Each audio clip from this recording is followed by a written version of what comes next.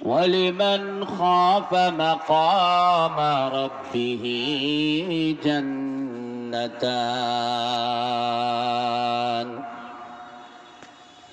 قال الله تعالى: يا أيها الذين آمنوا اتقوا الله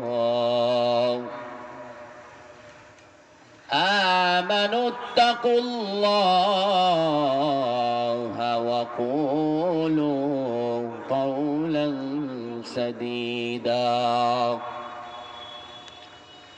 قال الله تعالى: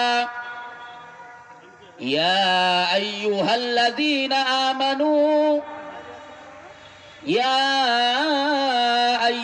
الذين آمنوا اتقوا الله حق تقاته ولا تموتن إلا وأنتم مسلمون. صدق الله العلي العظيم وصدق رسوله النبي الكريم، ونحن على ذلك من الشاهدين والشاكرين والذاكرين، والحمد لله رب العالمين. محمد آکر کفر کو مٹایا،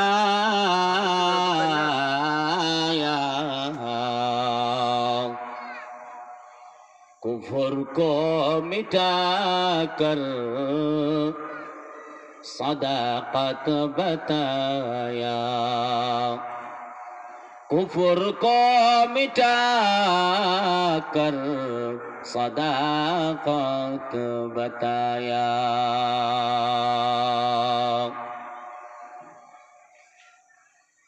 আলহামদুলিল্লাহ, গোহাইলকান্দি ও গন্ত্রপা উত্তরপাড়া যুব সমাজের উদ্যোগে ঐতিহ্যবাহী অষ্টম বার্ষিক তাফসিরুল কোরআন মাহফিলের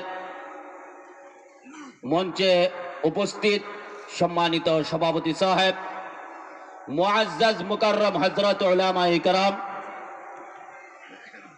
মাইকের আওয়াজ যে পর্যন্ত শোনা যাইতেছে ওই পর্যন্ত বাসাবাড়িতে অবস্থানরত আমার অত্যন্ত শ্রদ্ধেয় মা বোনেরা, আসসালামু আলাইকুম ওয়া রাহমাতুল্লাহি ওয়া বারাকাতুহু। রব্বে কায়নাতের আলিশান দরবারে লাখো কোটি শুকর ও সুজুদ।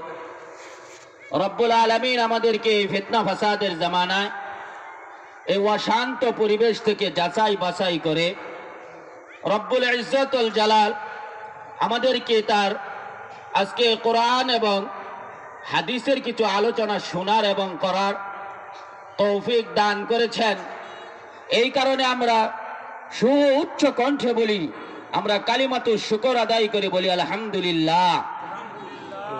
আমাদের মাঝে এখনো হুজুর বসে আছেন। আপনি একজন হক্কানি উলামায়ে কেরাম, একজন হক্কানি আলেমের দিকে তাকাবেন, আর আপনার দিকে যদি কোনো হক্কানি আলেম যদি তাকায়, আপনার বাবা আপনার দিকে তাকাবে, এই তাকানোটা হচ্ছে আপনি সন্তান। আপনি আপনার স্ত্রীর দিকে তাকাবেন, এটা মোহাব্বতের দৃষ্টি। আপনি আপনার বাবার দিকে তাকাবেন, বাপ বেটার সম্পর্ক, এটা মোহাব্বতের দৃষ্টি। একজন আলেম, একজন হক্কানি আলেম, মনে রাখবেন, একজন হক্কানি আলেম যখন আপনার দিকে দৃষ্টি দিবে, ওই দৃষ্টিটা হচ্ছে হেদায়েতের দৃষ্টি। সুবহানাল্লাহ। এই কারণে ভাই বেশিতে বেশি উলামায়ে কেরামের সোহবতে থাকা। নবী আলাইহিস সালাতু ওয়াস সালামের জামানায় সুমামা নামক একজন কাফেরের লিডার, সাহাবায়ে কেরাম তাকে চিনে না, ধরে ফেলছে। ধরে মসজিদের নববীর পিলারের সঙ্গে তাকে বেঁধে রাখছে। নবী আলাইহিস সালাতু ওয়াস সালাম প্রতি ওয়াক্তে নামাজের সময় যায় আর বলে, সুমামা কি খবর? তুমি ভালো আছো? তোমার সঙ্গে কি খুব খারাপ আচরণ করে? তোমার কোনো সমস্যা হইলে আমাকে জানাইবা প্রতি ওয়াক্তে। আর সুমামা বলে, আপনি যদি আমাকে ছেড়ে দেন, আপনি যদি আমাকে মুক্তি দেন, আমি অনেক বড় মুক্তিপণ দিব আপনাকে। সুমামা বড় লিডার ছিল কাফেরদের। সুমামা বলছে, যদি আপনি আমাকে হত্যা করেন তাহলে আমিও বদলা নিতে পারবো, আমার বড় গোষ্ঠী, আমি বড় গোত্রে। কিন্তু নবী আলাইহিস সালাতু ওয়াস সালাম প্রতি ওয়াক্তে নামাজে আসতো আর বলতো, সুমামা কি খবর, কেমন আছো, ভালো আছো নাকি, তোমার কোনো সমস্যা আছে নাকি? প্রতি ওয়াক্তে। হাদিসের ব্যাখ্যার ভিতরে মুহাদ্দিসিনে কেরাম বলছেন যে নবী আলাইহিস সালাতু ওয়াস সালাম ওই সুমামার দিকে যখনই তাকাইতেন, নেক দৃষ্টি দিতেন, হেদায়াতের দৃষ্টি দিতেন। মুসলমান ইমানদার ভাইরা আমার, হঠাৎ করে একদিন নবী আলাইহিস সালাতু ওয়াস সালাম সাহাবায়ে কেরামদেরকে বললেন, সুমামাকে ছেড়ে দাও, কোনো মুক্তিপণ লাগবে না, সুমামাকে ছেড়ে দাও। সুমামাকে ছেড়ে দিল। সুমামা সরাসরি এক খেজুরের বাগানে যাইয়া, সুমামা খেজুরের বাগানে যাইয়া পাক ও পবিত্র হইয়া আবার মসজিদে নববীর সামনে আইসা সুমামা কালিমার উচ্চ আওয়াজে কালিমার শাহাদাত উচ্চারণ করতেছেন। আশহাদু আল্লা ইলাহা ইল্লাল্লাহ ওয়া আশহাদু আন্না মুহাম্মাদার রাসূলুল্লাহ। নবী আলাইহিস সালাতু ওয়াস সালাম জিজ্ঞাসা করলেন, সুমামা, তোমাকে আমি বেঁধে রাখলাম, তুমি মুক্তিপণ আমার কাছে চাই, যে ছেড়ে দিলে তুমি মুক্তিপণ দিবা। তোমার কাছে কোনো মুক্তিপণ আমি নিলাম না, তোমাকে ছেড়ে দিলাম। এরপরে তুমি বাধা অবস্থায় ইসলাম গ্রহণ করলে না, তোমাকে ছেড়ে দেওয়ার পরে তুমি পাক পবিত্র হয়ে এখন মসজিদে নববীর সামনে তুমি কালিমা। কিছুক্ষণ আগেও এই মদিনা শহর আমার সবচাইতে খারাপ শহর ছিল। আপনি মুহাম্মদ, আমার কাছে আপনি এই পৃথিবীর ভিতরে সবচাইতে খারাপ ছিলেন। ওগো নবীজি, আপনি যখন আমার দিকে বারবার নামাজে আসে আমার দিকে যখন আপনি নেক দৃষ্টি দিতেন, নবী গো, আপনার নেক দৃষ্টির কারণে, আপনার চাহনির কারণে আমার ভিতরে আমার অন্তরের ভিতরে কম্পন শুরু হয়ে যাইতো, কম্পন। আপনার নেক দৃষ্টি আমাকে হেদায়েতের রাস্তা দেখাইছে। এই কারণে ভাই ও দুস্থ বুজুর্গ, বেশিটা বেশি আপনার সাহাবায়ে কেরামের জিন্দেগি যদি আপনি তালাশ করেন, শানে সাহাবা যদি আপনি দেখেন, যে সাহাবায়ে কেরাম রিদওয়ানুল্লাহি আজমাইনদের দ্বীনের কাজ শেষ না হওয়া পর্যন্ত দুনিয়ার কোনো কাজ করে নাই। দ্বীনের কাজ, দাওয়াতের কাজ, জিহাদের কাজ, কোরআন শিক্ষার কাজ, নবীর সুন্নতের উপরে আমল, সমস্ত কিছু শেষ করে এরপরে তার রিজিকের সন্ধানে গেছে। আমাদের হালত, আমাদের সমস্ত কিছু দুনিয়া, চাকরি বাকরি, হাল গৃহস্থী সমস্ত কিছু করার পরে যদি আমাদের হাতে সময় থাকে, তখন আমরা দিনের কাজ করি। সাহাবায়ে কেরাম দিনের কাজ শেষ হইলে তারপর দুনিয়ার কাজ করত। তাই আমি আজকে এই ঐতিহ্যবাহী তাফসীরুল কোরআন মাহফিলে ঢাকা ব্রাহ্মণবাড়িয়া থেকে বড় বড় উলামায়ে কেরাম আসবেন, যেহেতু আমাদের মুরব্বী অনুমতি দিয়েছেন, তাই আমি বসলাম। মেহরবানি করে আমরা ইনশাআল্লাহ সকলেই মাহফিলে আসব এবং কোরআন সুন্নাহর কথা শুনবো। আমি আপনাদের মাঝে কোরআনুল কারীম থেকে কয়েকটি আয়াতে কারিমা তিলাওয়াত করেছি। একটা আয়াতে কারিমা তিলাওয়াত করেছি, ওয়ালিমান খাফা মাকামা রাব্বিহি জান্নাতান। আল্লাহ রাব্বুল আলামিন বলতেছেন, যার অন্তরের ভিতরে এই কামনার বাসনা থাকে, কাল কিয়ামতের দিন, মুসিবতের দিন আমি আল্লাহ রব্বুল আলামিনের সামনে আমার দাঁড়াইতে হবে। আমাকে কাল কিয়ামতের দিন বিচারের কাঠগড়ায় অবশ্যই দাঁড়াতে হবে। আমি এই দুনিয়ার ভিতরে যত বড় সম্পদশালী আর যত বড় ক্ষমতাশালী হই না কেন, আমার হায়াতের জিন্দেগির পুঙ্খানু হিসাব কাল কিয়ামতের দিন, মুসিবতের দিন আমার হিসাব রব্বে কারীমের সামনে আমার দিতে হবে। এই ভয় যার অন্তরের ভিতরে আছে রে মুসলমান, ওই মুমিন মুসলমান কোনদিন গুনাহের কাজ করতে পারে না। যার ভিতরে আল্লাহর ভয় আছে, যার ভিতরে তাকওয়া আছে, যার ভিতরে রব্বে কারীমের ভয় আছে, সে কোনদিন গুনাহের কাজ করতে পারে না। এই কারণে তো মুসলমান ইমানদার হযরত ওমর ফারুক রাদিয়াল্লাহু তাআলা আনহুর জামানায়, হযরত ওমর ফারুক রাদিয়াল্লাহু তাআলা আনহুর দরবারে একজন যুবক আসতো। যুবক প্রতিদিন আসা যাওয়া করত। প্রতিমধ্যে একজন খারাপ মহিলাও বসবাস করত।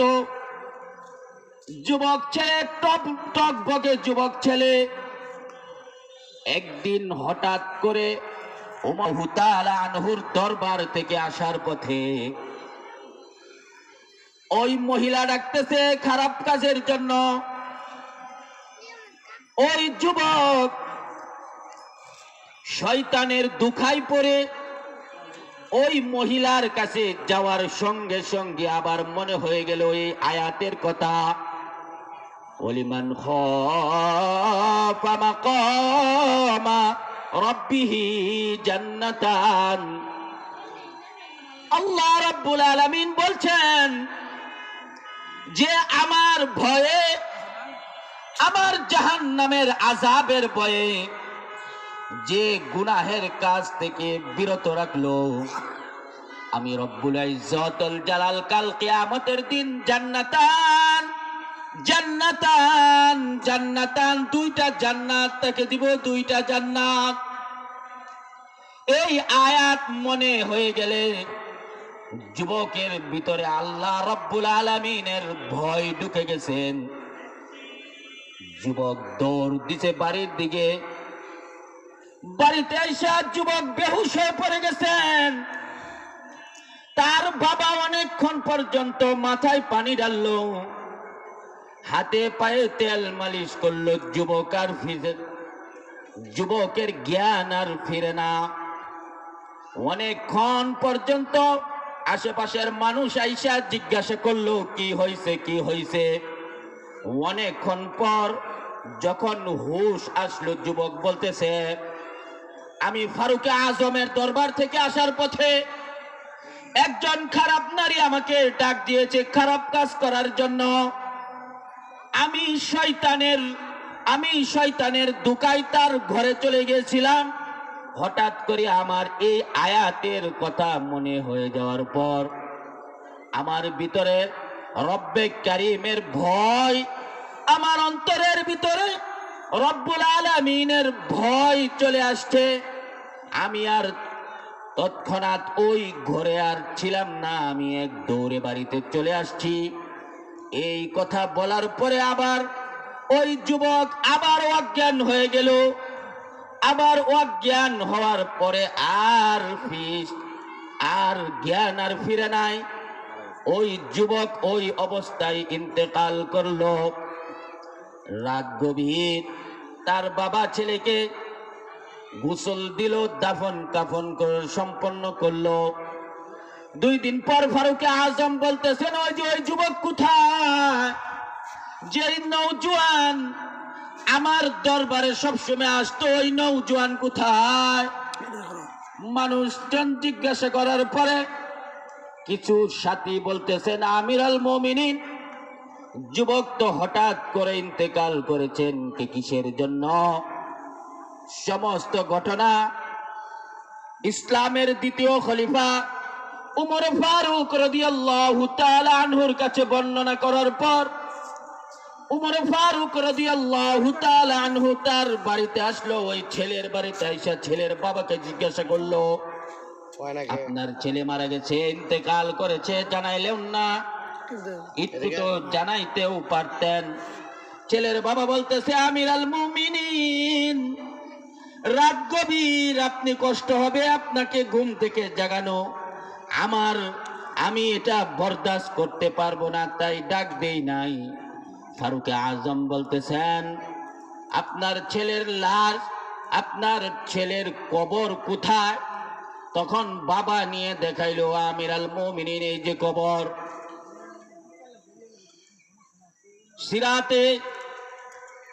সিরাতের কিতাবগুলোর ভিতরে এই ঘটনাটা অসংখ্যবার বর্ণনা করা হয়েছে।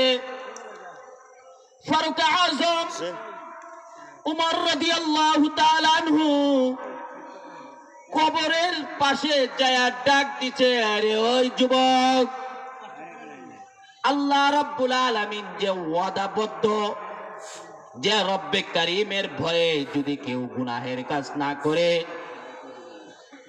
কেউ যদি আল্লাহ রাব্বুল আলামিনের ভয়ে গুনাহের কাজ না করে, রব্বুল ইজ্জত ওয়াল জালাল ওয়াদা করেছে 2টা জান্নাত দিবে, জান্নাতান। তুমি কি 2টা জান্নাত পাইছো নাকি? কবরের পাশে দাঁড়াইয়া হযরতে ফারুক আজম কবরবাসীকে, ওই যুবককে জিজ্ঞেস করতেছে, তোমাকে যে আল্লাহ রাব্বুল আলামিন ওয়াদা দিয়েছে 2টা জান্নাত দিবে নাকি, তুমি কি পাইছো নাকি? অনেকগুলো সাহাবী উমর ফারুক রাদিয়াল্লাহু তাআলা আনহুর সঙ্গে উপস্থিত ছিল। তৎক্ষণাৎ ওই কবর থেকে আওয়াজ আসছে, আমির আল মুমিনিন, ওয়াদাল্লাহ আল হক, আল্লাহ রাব্বুল আলামিন যা ওয়াদা করেন তা হক, ওয়াদা তা পালন করেন। আমিরুল মুমিনিন, আল্লাহ রাব্বুল আলামিন আমাকে 2টা জান্নাত দান করেছেন। সুবহানাল্লাহি ওয়া বিহামদিহি। এই কারণে কুরআনুল কারীমের ভিতরে আপনার অসংখ্য আয়াত যে আল্লাহকে ভয় করে, আল্লাহ রাব্বুল আলামিনকে ভয় করে। আরেক আয়াতের ভিতরে, ইয়া আইয়ুহাল্লাযীনা আমানুত্তাকুল্লাহ হাক্কা তুকাতি, আল্লাহ রাব্বুল আলামিন যতটুক ভয় পাবার যোগ্য ঠিক ততটুকুই ভয় করতে হবে। ওয়ালা তামুতুন্না ইল্লা ওয়া আনতুম মুসলিমুন, মুসলমান না হয়ে কবরে আসো না, মুসলমান হতে হবে। আপনি আমি ঈমান এনেছি, আপনি আমি ঈমানদার। মুসলমান আর এক বিষয়, ঈমানদার আপনিও ঈমানদার, আমিও ঈমানদার। যখন আপনার আমার শরীয়তের সমস্ত আমল, আপনার আমার সমস্ত হুকুম আহকাম, শরীয়তের বিধান যতক্ষণ না পর্যন্ত আমরা পরিপূর্ণভাবে পালন না করতে পারবো, ততক্ষণ পর্যন্ত আমরা পরিপূর্ণ মুসলমান হতে পারবো না। এই কারণে মুসলমান ইমানদার হযরত উমর রাদিয়াল্লাহু তাআলা আনহু, তার জামানার ঘটনা, হযরত উমর রাদিয়াল্লাহু তাআলা আনহু মরুভূমি দিয়ে যাইতেছেন, তো দেখেন একটা রাখাল ভেড়া চড়াইতেছে। ভেড়া উমর রাদিয়াল্লাহু তাআলা আনহু বললেন, আমি দেশের খলিফা, আমার একজন রাখালের ইমানের হালত কি একটু যাচাই করি না? রাখালকে বলতেছে, ওরে রাখাল ভাই, আমি একজন মুসাফির, আমার কাছে একটা তুমি দুম্বা বিক্রি করে দাও, একটা ছাগল তুমি আমার কাছে বিক্রি করে দাও। তোমার তো অনেকগুলো ছাগল, মালিকে বুঝবে না। তখন রাখাল বলতেছে, এই মুসাফির, আমার মালিক এক একটা করে ছাগল গুনে তারপরে ঘরে ঢুকায়, আবার যখন বাহির করে তখন এক একটা ছাগল গুনে আবার বাহির করে। আমি মালিকরে কি জবাব দিব? তখন উমর রাদিয়াল্লাহু তাআলা আনহু বলতেছেন, বলবা যে একটা ছাগল ভাগে নিয়ে গেছে।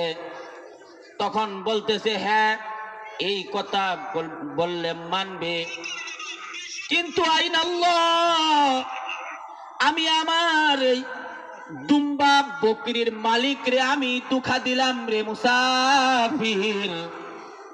আইন আল্লাহ, আমার রব্বিক কারীম, আমার মাওলা, ইন্না রাব্বাকা ফাকাব্বির, ইন্না রাব্বাকা লাবিল মিরসাদ।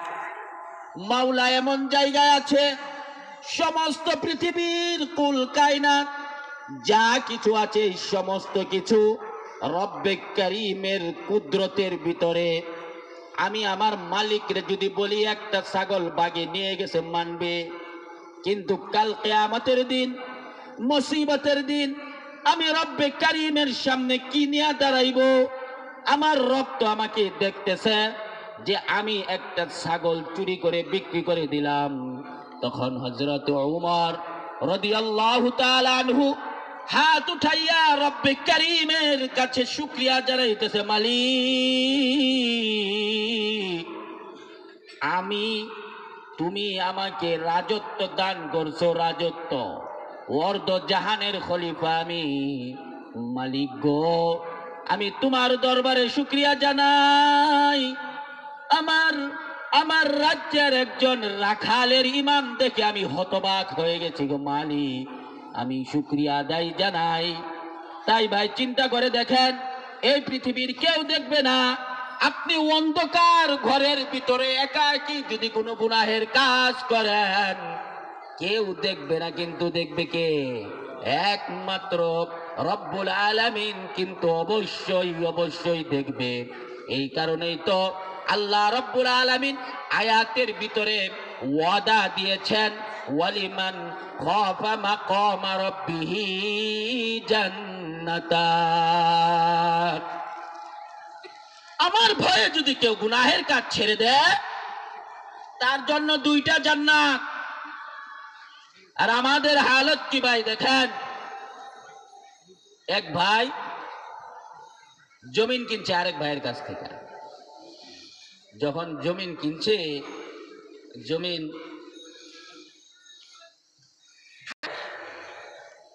গর্ত করতেছে ঘর করার জন্য, তখন স্বর্ণের কলসি পাইছে, একটা স্বর্ণের কলসি। আল্লাহ চিন্তা করে দেখেন অবস্থা। তখন যার কাছে জমিন কিনছিল তাকে যে বলতেছে, ভাই, এই যে তোমার কাছে তো আমি জমিন ক্রয় করেছিলাম, কিন্তু স্বর্ণের কলসিটা আমি তোমার জায়গায় পাইছি, হয়তো তোমার বাপ দাদারা কেউ তোমার জন্য রাখছিল এখানে, হয়তো উঠায় নিতে ভুলে গেছে। আমি তো তোমার কাছে জমিন কিনছি, এই স্বর্ণের কলস তো আমি কিনি নাই, ভাই তোমার কলস তুমি নাও, আমি এটার মালিক না। তখন ওই লোক বলতেছে, ভাই আমি জমিনও বেচছি, আমি জমিন বেচছি, জমিন নিচে কি আছে সবই বিক্রি করতেছি, আমি এটার মালিক না। দেখেন, তাকওয়া যদি থাকে, আল্লাহর ভয় যদি থাকে, আল্লাহর ভয় যদি অন্তরের ভিতরে থাকে, তখন মাল নিয়ে ঠেলাঠেলি হয়, বলবো ভাই আপনার না, ভাই আপনার মাল এটা। তখন বিচারকের কাছে গেছে। তৎকালীন সময়ের বিচারকগুলোও ভালো ছিল, এখনকার মতো না। এখন এরকম পরিস্থিতি যদি হইতো, বিচারককে ডাক দিতে রাখ, বেশি বুঝিস না, রাখতে হয় না, মোহর মুক্তারি যে দেখতে আছে এটারে কিছু দিয়ে যা। কিন্তু তৎকালীন সময় বিচারক গুলাও খুব চমৎকার ছিল। উভয় পক্ষে যখন মাল নিয়ে ঠেলাঠেলি হয়, আর আজকের জামানা হলে টানাটানি হইতো, যখন ঠেলাঠেলি হইতেছে তখন বিচারক বলতেছেন, আমি একটা ফয়সালা দিই, তোমরা মেনে নাও। তোমার কি ছেলে আছে নাকি, আর তোমার কি মেয়ে আছে নাকি? হ্যাঁ, আমার উপযুক্ত বিবাহর যোগ্য মেয়ে আছে, যে আমারও উপযুক্ত বিবাহর যোগ্য ছেলে আছে। তখন বিচারক বলতেছেন, এই স্বর্ণ বরা কলসির উভয় পক্ষে তোমরা আত্মীয় হয়ে যাও, বেওয়াই হয়ে যাও, আর এই স্বর্ণের কলসের মালিক তোমার ছেলে মেয়েদেরকে বানাইয়া দাও।